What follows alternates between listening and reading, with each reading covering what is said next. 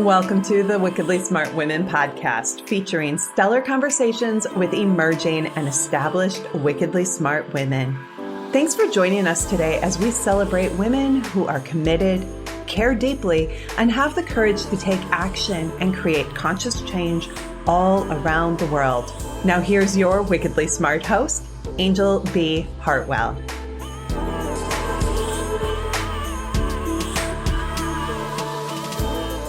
Welcome to another episode of the Wickedly Smart Women podcast, where we celebrate wickedly smart women and provide our listeners with a wealth of wisdom, along with immediately actionable steps to be smarter, spunkier, and more successful in their impact and their leadership. This is your host, Anjel B. Hartwell, and today we welcome our special guest, Marie Kane. Marie has helped people create healthy, resilient, fulfilling relationships for more than 40 years as a family therapist, relationship coach, executive level manager, and corporate consultant. She creates and uses processes and tools born out of that experience. She is committed to helping couples consciously create a better future for themselves and for generations to come, whether by saving a failing relationship or taking a good one to a great one. She supports couples to create and maintain loving connections and vigilant attention to the quality of their relationships. In turn, they positively affect all those that they touch. I had the deep pleasure of meeting Marie at a networking event that I attended a while back. And as soon as I saw her and heard her mission, I said, oh my goodness, we need to bring you on to the show. So welcome to Wickedly Smart Women, Marie. Thank you so much. I am delighted to be here. Well, we are delighted to have you. Marie, let's talk about relationships. Were you the kiddo that was like marrying your teddy bear to your dolls? Or like, were you always focused on relationships and building relationships and helping people with relationships? Or was that something that emerged out of you further down the road? It's a little bit of both. I'm the oldest of 8 children. And so there was a lot of relationships going on there. And as the oldest, there were expectations of me to be a leader, to take the higher ground, be helpful, etc. And then when I was 14, I decided I was going to be a doctor. And in those days, women doctors were unusual. And the reason I wanted to be a doctor was I wanted to help people who were in pain. And at that time, I was thinking physical pain. So I finished high school. Off I went to college, having picked one that had a really great medical school. And somewhere in the middle of all of that, I realized that it was emotional pain that I wanted to help people with. And that stayed with me. Going forward, I got my master's degree then in psychiatric social work, specializing in marriage counseling and family therapy. Beautiful. And then went on from there into multiple career positions that had the opportunity for me to either personally make a difference to people, or ultimately, I made choices to get into jobs that gave me greater reach, because I wanted to help more people than I could just do one-on-one or even one to groups. So I had the pleasure of building a team who then saw to helping thousands of people in multiple geographic locations. Wow. Beautiful. Well, so it's fascinating that you knew you wanted to help people with pain. I was choosing to be a doctor as well. When I was 10, I wanted to be a heart surgeon. And that has morphed for me as well into, I do work with people's hearts, but not in that way where I'm actually doing real surgery on them. So let's talk about like, what are the top principles that you really feel strongly about when it comes to couples relating with each other? Well, as you might imagine, at the top of that list is communication, the importance of communication. But there's an itty bitty catch in there, and that is when we speak of communication, folks typically think about verbal communication, when in fact, the nonverbal part of communication has a stronger influence on how communication is received. So people pretty often miss the boat, or they want to improve their communication, so they follow a path of taking communication skills, but of the verbal kind only. And then they become frustrated and disappointed because it didn't fix things. And that's because a lot of the impact of the communication comes from nonverbal. I'd like to give you an example of that. Let's imagine for a moment that a couple, one of the partners in a couple, wants to tell their partner that they love him or her. And so let's see how we would feel if in scenario A, the partner says, "Love you, babe," and they're in the middle of doing something else. "Love you, babe," no eye contact, they mean it, but what kind of impact did we get there? As opposed to scenario B, where the partner looks in his or her partner's eyes and says, "I love you, babe," with heartfelt and some kind of touch. It can be as little as just a stroke on the arm. And the wonderful thing about this is once people become aware of the possibilities, just changing this has a huge impact on the quality of their communication and therefore the quality of their relationship. So I shouldn't get on my soapbox about this. So I will move on to the next thing. Okay, trust. Trust is crucial. And it interacts with the other elements of a healthy, vital, loving relationship. So little misunderstandings, if they're not resolved, can grow and fester. And then once you have a trust problem, now you have problems in other things. You have problems with communication because you don't trust them and you wonder if they're, being genuine or not. You have problems with honesty, which is another important element of relationships, because again, you're like, okay, are they for real or not? Are they, is this some sort of trick, or do they really care? And so that can get into a pretty unfortunate, painful situation.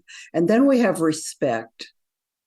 And this one doesn't get as much conversation as the others do, but it's really important to feel respected. And when people don't feel that then, guess what, impacts on trust. Well, that was my thinking. As soon as you said respect, as soon as we went there, I said, well, if I'm respected, then I'm going to have somebody who's going to be honest with me, and I'm going to be able to trust them if I'm respected. Yeah. They all intersect with each other, right? They all couple. They all couple with each other. Yes. Beautiful. Of course, last but not least is love, affection, sex, etc. And again, the sad thing about this is when folks are trying to make things better and they're stuck, and they view the process to make things better as being overwhelming. Life happens, kids happen, career happens, the world happens.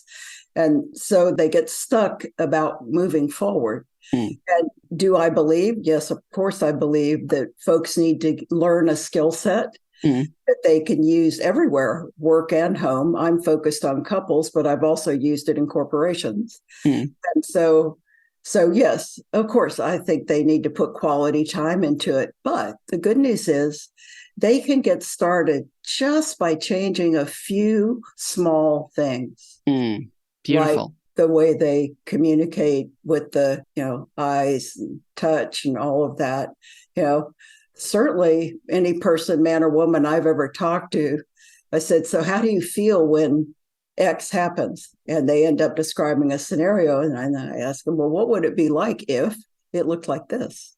Right. Oh, wow. Never thought about that. It's like, okay, guys, if you have the time and the money to take a long weekend or, take a course or do whatever, that's great. But you can start with something that takes 2 minutes. Right. And has a big impact. Right. Well, I think that's what we call the leverage points or the trim tabs. I learned about the trim tab. The trim tab is this little tab that's on the end of the rudder of a giant ship. And in order to turn the rudder, which turns the entire ship, all you really need to do is turn the trim tab.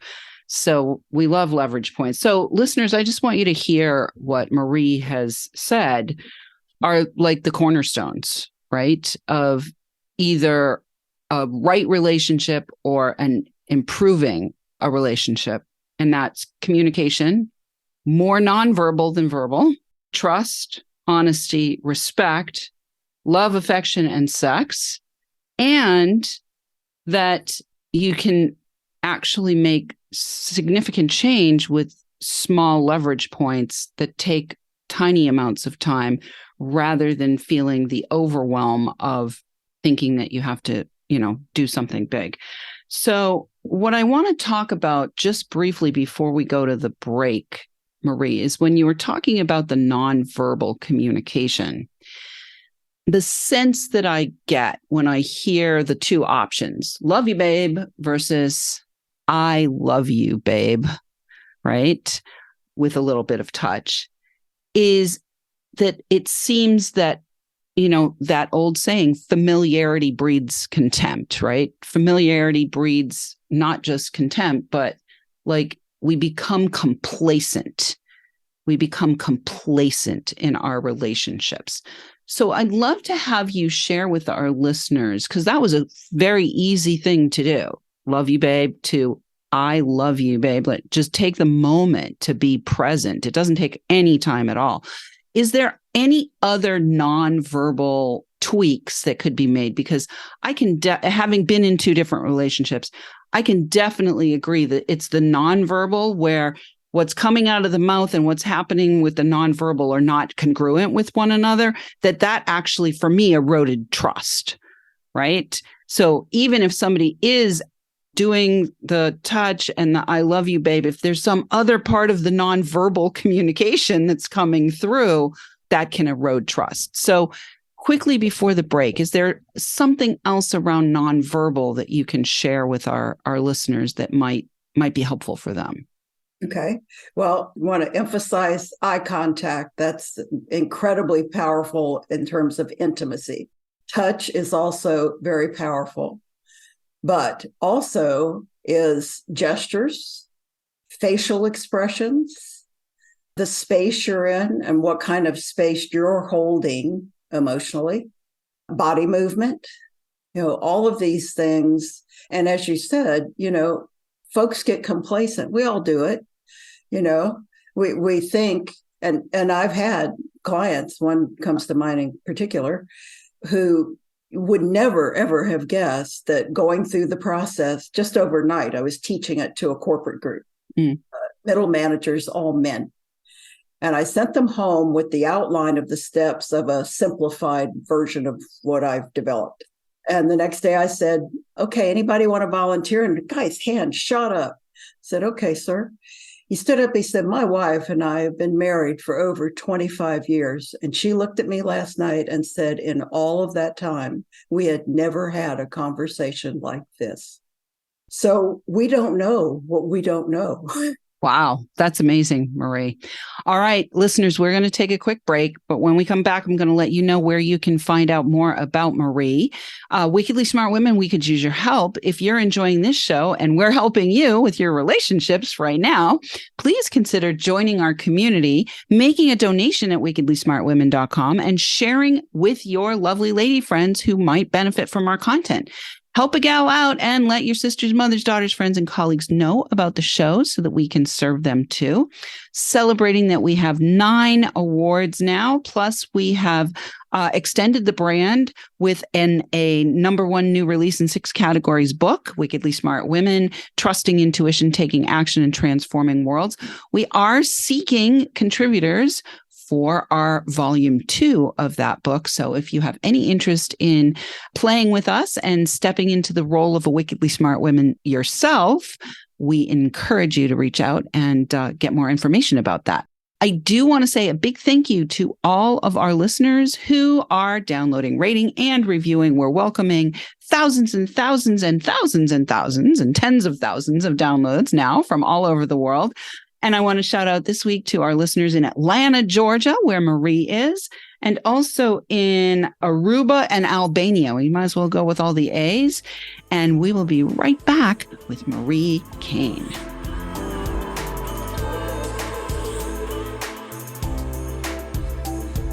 The Wickedly Smart Women podcast is brought to you by the Wealthy Life Mentor.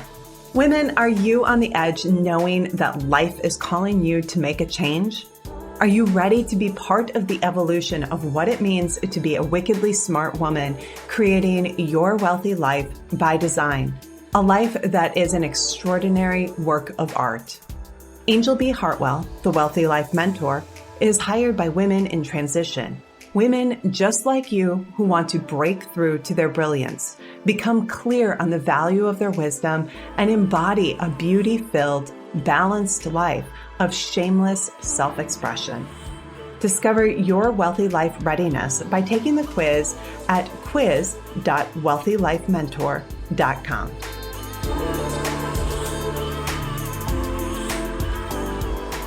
And we are back with Marie Kane. You can find out more about Marie at relationshipmagicforcouples.com.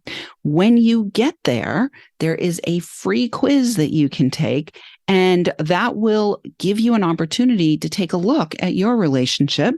Probably a good idea to do it with your partner and to ID for both of you what needs to be improved. That also comes with a report and some video information for you. And then Marie also has an amazing course right there at Relationship Magic for Couples.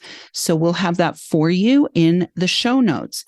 So Marie, before we went to the break, we were talking a little bit about the nonverbal communication. And you were saying, just for our listeners, I want to reiterate eye contact, touch, gestures, facial expressions, space that you're in, body movement, all of these things are communicating. They are signaling to your partner the good, the bad, and the ugly. So, Marie, what I'd love to have you talk about now is I'd love to have you share, you mentioned before the break about this guy who, in 25 years, his wife said, we've never had this kind of a conversation. What's another wonderful success story that you'd like to share from somebody who has applied your tools and the skill sets that you teach? Oh, who to pick from? I know we love success stories. So I like to ring my bell for all those success stories.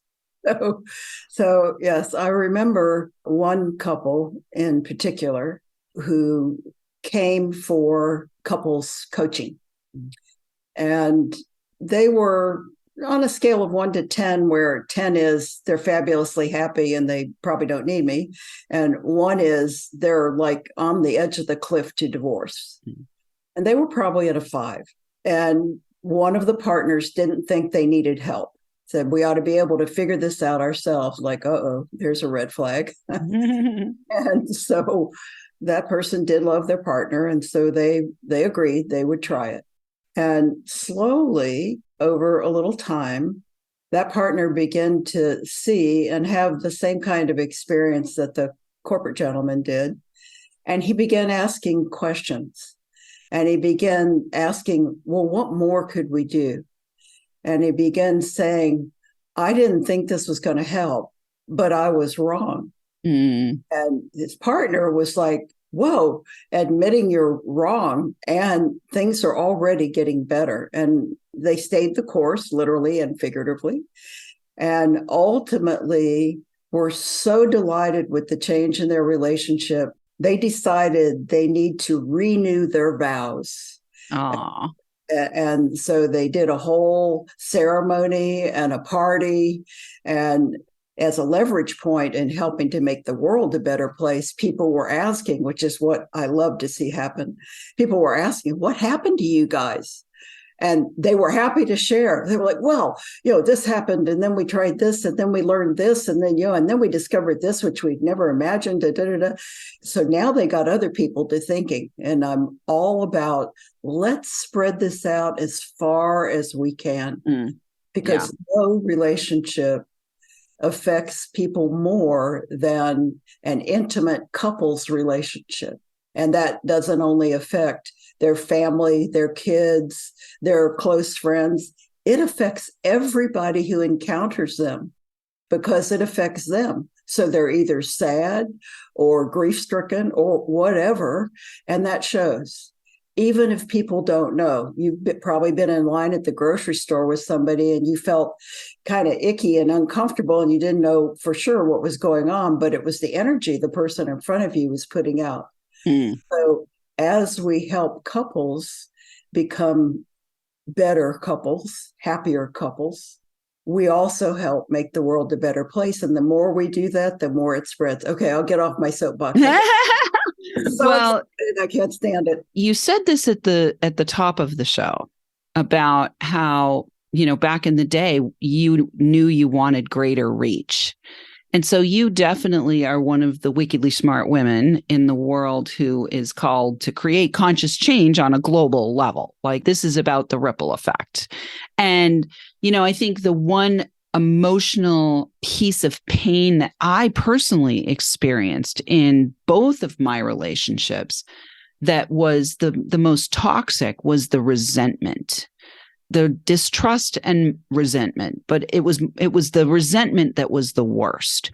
And you're absolutely right. And listeners, if you're standing in line at the grocery store, if you're in a restaurant and there's a couple there that are not doing well, you can feel it. You can see it. You can feel it. And we also can see and feel when there are joyous, joyful, happy, intimately caring for one another people. And don't we all want that?